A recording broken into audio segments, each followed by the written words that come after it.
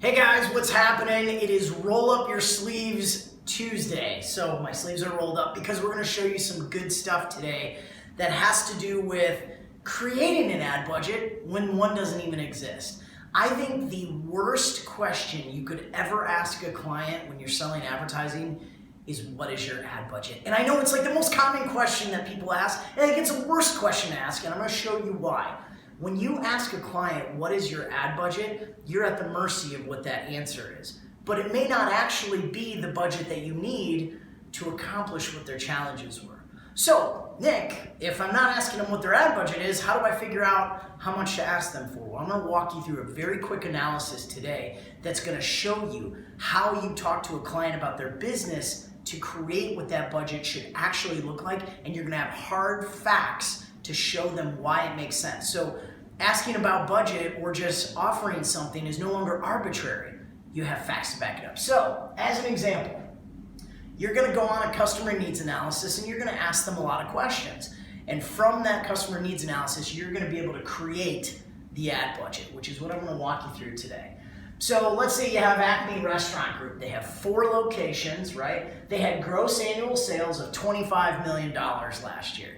Now, some companies will give you their gross annual sales. If they're not willing to, that's okay. All you say is, well, what was your average ticket and how many clients did you have on average every single week? And then you can do Algebra 101 from 9th grade and figure out what the gross annual sales were. So it's $25 million. The average sale was $50. Now, 20 of that went to profit and 30 of that went to hard cost. Again, this was the conversation that you have with the restaurant to get that info. So 25 million gross annual sales, you divide that by $50 on an average sale, that means they did about 500,000 sales, or 500 customers that went and ate their food and drank their beverages. Acme wants to increase sales by 4% for next year. So how do I ask that? Well, in the C&A, I'm just asking, here's what you did last year, what do you want to do next year? Now, if a client says, I want to be 20% higher next year, we have to figure out, well, what did you do last year? If you did 2% last year, you're probably not going to do 20% this year unless you're invoking some major new piece into your product line or service line. So 4% on average nationally is about right. So for a 4% increase, that means they would have to invest about 20,000 more sales. So 20,000 sales is 4% of 500,000, right? So that's 666 more sales a month. Right? 20,000 divided by 12. 385 more per week, or 55 more per day.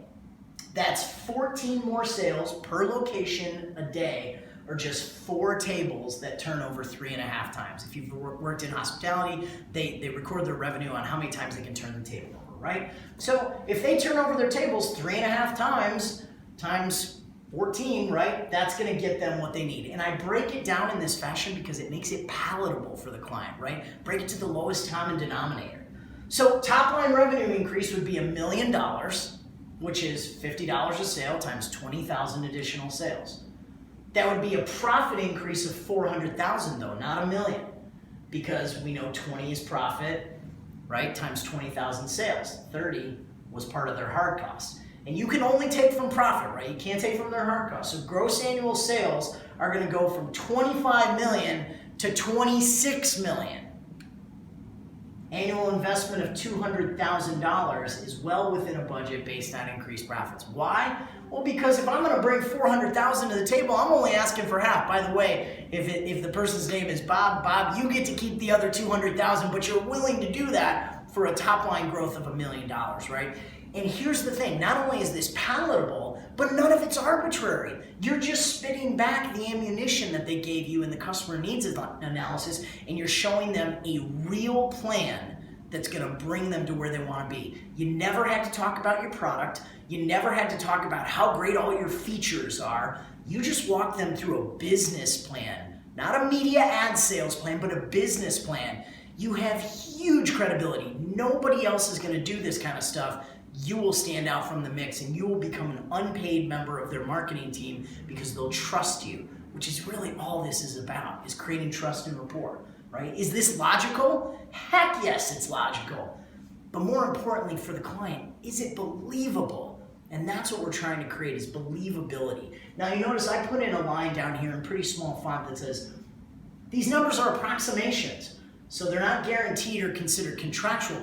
You just want to show the client what's possible, right? That's the key. That's how you justify ad budget. And you create it because you're the professional, not asking them what their ad budget is. By the way, asking a client what their ad budget is like you walking into the doctor and saying, hey, my back hurts, so I need some Vicodin. The doctor's gonna say, no, I'm not gonna give you Vicodin until I do a full analysis to see what's causing the pain and prescribe the right medication. Well, our business is no different, right? Why are we allowing the clients to dictate what's right for them when we know better? And we are gonna grow them in the way that we know is best for them.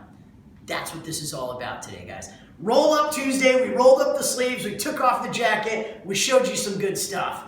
Until next time, subscribe to my channel, and I'll see you guys on the flip side.